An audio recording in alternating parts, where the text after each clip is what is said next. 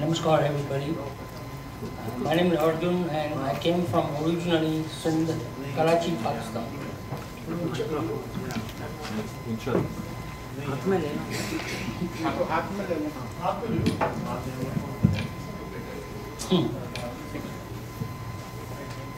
I lived there up to 1968 and I've seen enough there.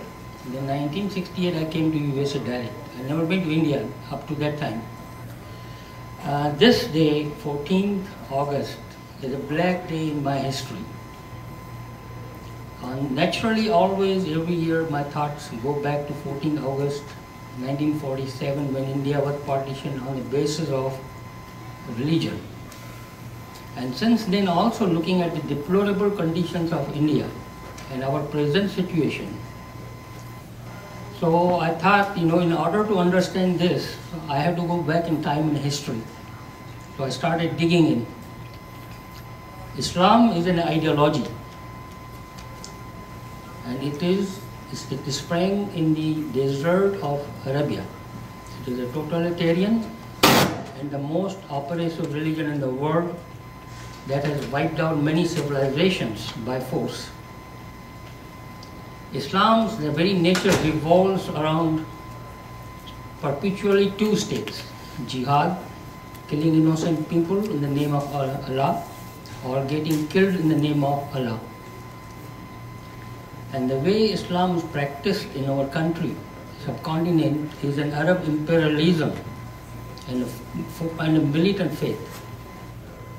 Islamic ideology will never prescribe multiracial, multi-religious, multicultural human society based on human values and justice.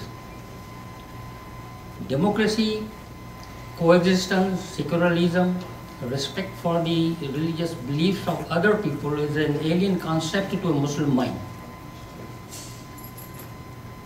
Islamic conquest of India, where 40% of the population has been converted,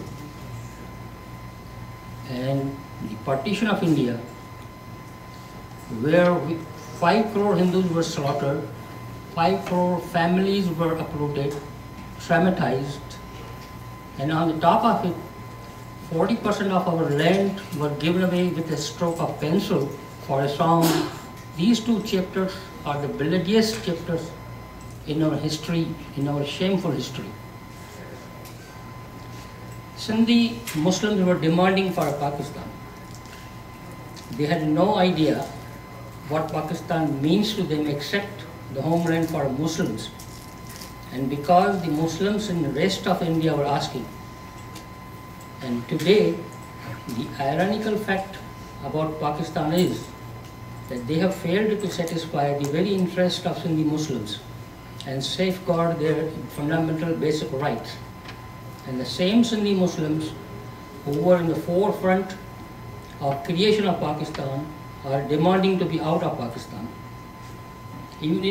So much so that their Sindhi Muslim leader, who was anti-Hindu and who asked and who recorded in the parliament, G.M. Said, and he said in the parliament, push the Hindus out the way Nazi pushed the Germans out, Jews out. And the same fellow after 40 years says, Pakistan is nothing but a brothel. And another irony is Balochistan.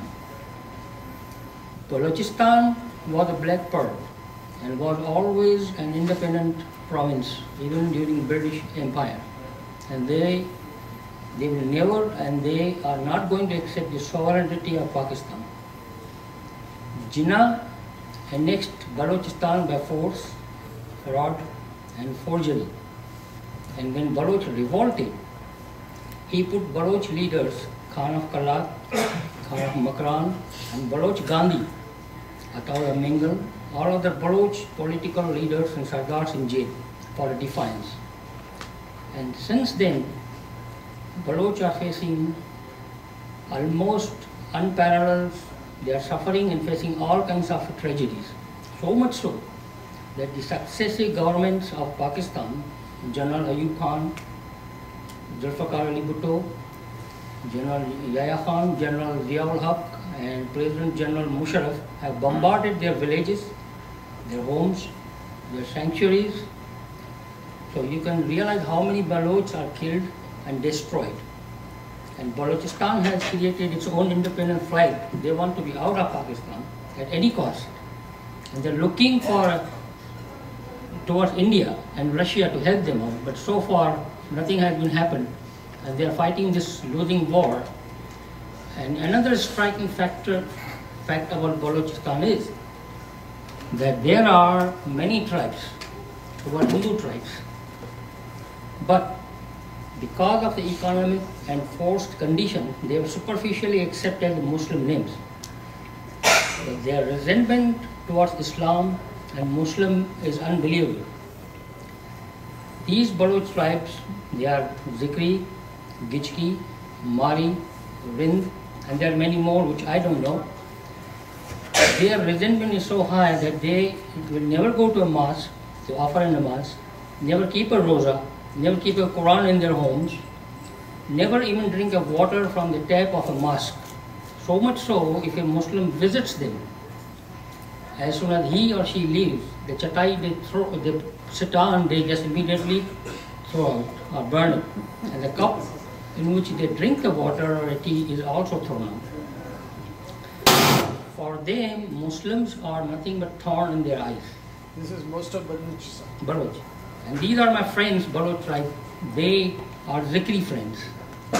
I used to visit their temples.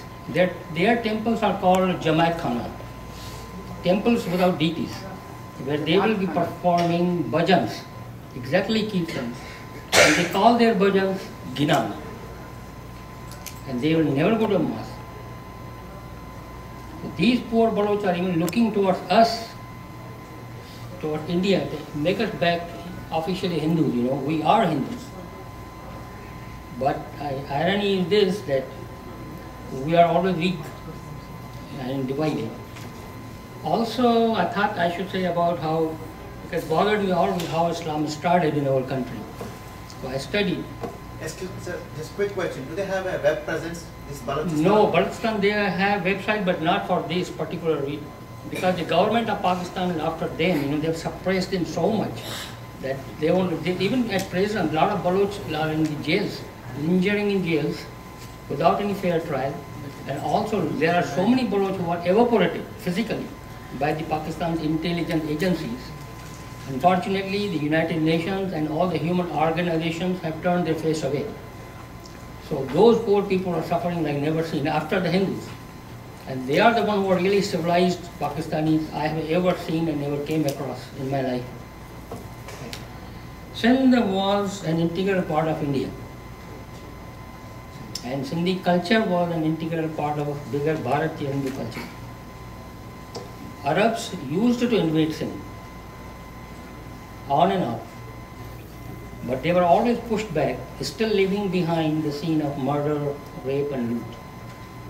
But the Muslim problem was created in India when Muhammad bin Qasim attacked Sindh, and the very first conversion of a noble Hindu to Islam in the port city of Debar in the Sindh when Raja Dair was the ruler. And this man was promptly named Maulana Islami. He, along with a Syrian noble, was sent to Raja Daher with a message to surrender Sindh by Muhammad bin Qasim. Chachnama, I'm sure Sindhi knows, Chachnama is the highest authority on the history of Sindh. When both entered the court of Raja Daher, the Syrian noble bowed very low and saluted Raja Daher. But the recent convert, Maulana Islami, did not. And Raja Daher recognized him and asked him, why are you not observing the etiquette of the court? And he responded, with the change of my religion, my loyalty is with the King of Islam. Thus, right here, the change of religion resulted in the change of loyalty. Right here, the mentality of Pakistani was born right here. And of course, Raja Daher lost the war. He was killed.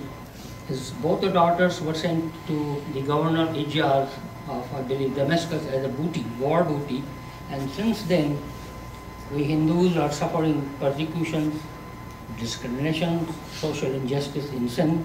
And Sindh, we lost Sindh forever, and Sindh became the slave of Arabs. And since then, Islam got a foothold in India, and that's how the Islam started. Now came 1947, August 14th.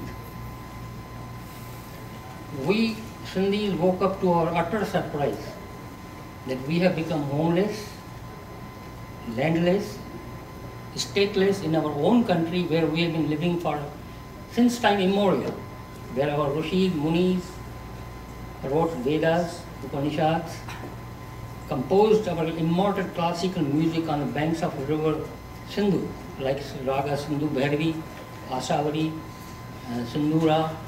Those immortal ragas, classical, were composed on the banks of river Sindhu. And we are thrown to hungry wolves to be eaten alive. This is not we bargained for a Nehru's tryst with destiny. Nehru's tryst with destiny is nothing but a poisonous dagger stabbed straight in our heart. The wounds and the scars are so deep beyond the stretch of a human mind. Even the passage of time cannot heal it. Refugees, of course, the blame from our side goes to Nehru, Gandhi, Jinnah, Aga Khan, Acharya Kripalani. These leaders kept us under the clouds of darkness. They never prepared us for any eventuality. Okay, what is going to happen? When refugees started pouring in, the atmosphere became funeral.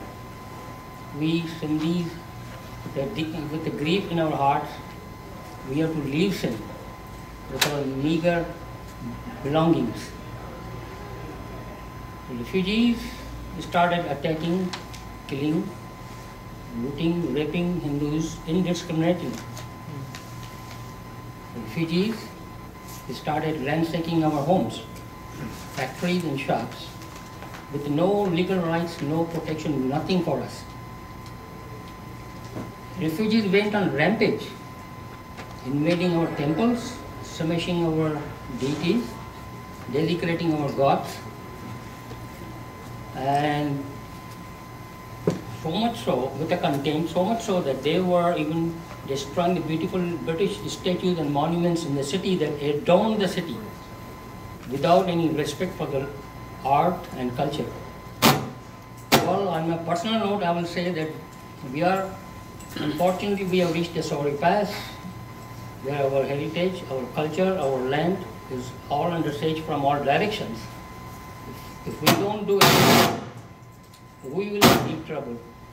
Thank you very much.